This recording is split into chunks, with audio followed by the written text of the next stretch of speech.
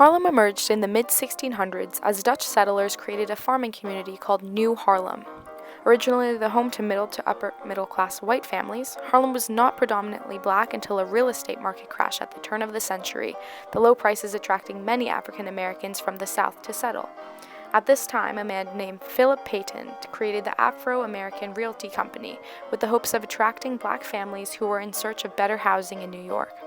Harlem is considered to be from 96th Street to 178th Street, covering 3,829 acres and surrounded by the Hudson, Harlem, and East Rivers. The Harlem Renaissance began in the early 20th century, creating many African American intellectuals, political activists, writers, painters, and musicians who used their neighborhood as a platform to defend their rights and fight for justice. St. Philip's Episcopal Church has been a strong advocate for social justice for over 200 years, located on 134th Street between Frederick Douglass Boulevard and Adam Clayton Powell Jr. Boulevard. St. Philip's Episcopal Church is New York City's oldest black Episcopal parish. An ex-slave named Elias New decided to teach enslaved New Yorkers the gospel and how to read and write. After no response from New's church to condemn segregation, despite his constant pleas, New and his students established the Free African Church of St. Philip in 1809 on the Lower East Side of New York. The church quickly became not only a place of worship, but of anti-slavery events and aid to African Americans.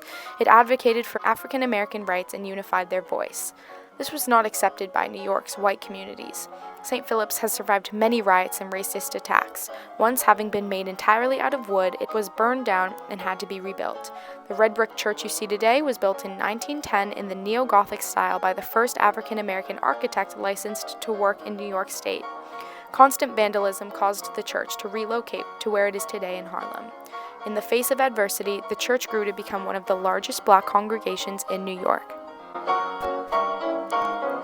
The second stop in our tour is the Harlem Ymca. Established in 1901, the YMCA has carried the moniker Living Room of the Harlem Renaissance for many reasons.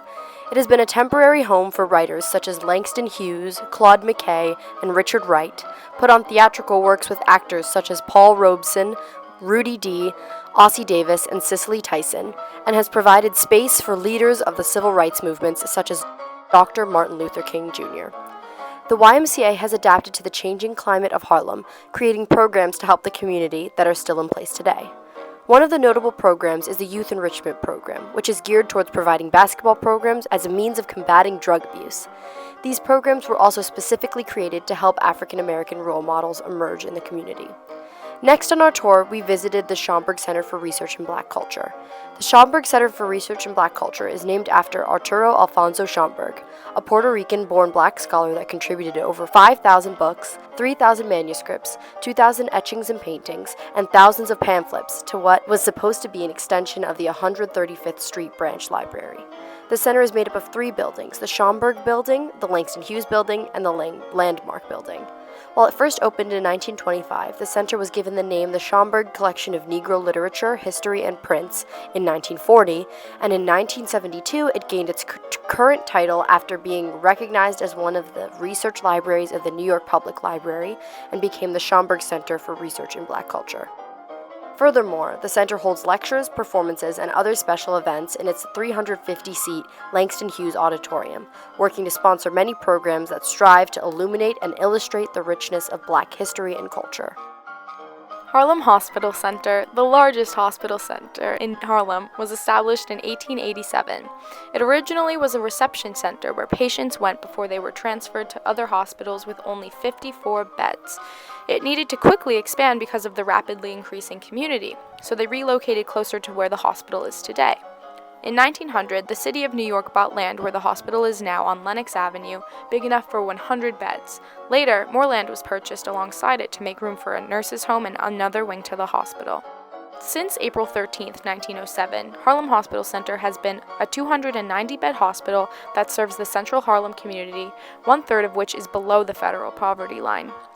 Dr. Wright, the first African American to ever work in a city hospital, was originally appointed the lowest job at the hospital, but worked his way up to become director of the Department of Surgery. After this appointment, the employment of other qualified African Americans followed. Hiring Dr. Wright initially received major backlash. Some white doctors even quit to display their disapproval, whereas the man who appointed Wright was demoted to the information booth of Bellevue Hospital. Harlem Hospital has different programs that are designed specifically for poorer inner-city communities, such as their burn unit and cancer center, and provides programs dedicated to training aspiring women physicians. Harlem's rich history is deeply rooted in the need to create an expressive and free space for African Americans. The institutions founded in the 19th century that are still fully functioning today illustrate how the edifices of Harlem have evolved to cater the needs of a growing community while still reminding their audience of their rich history.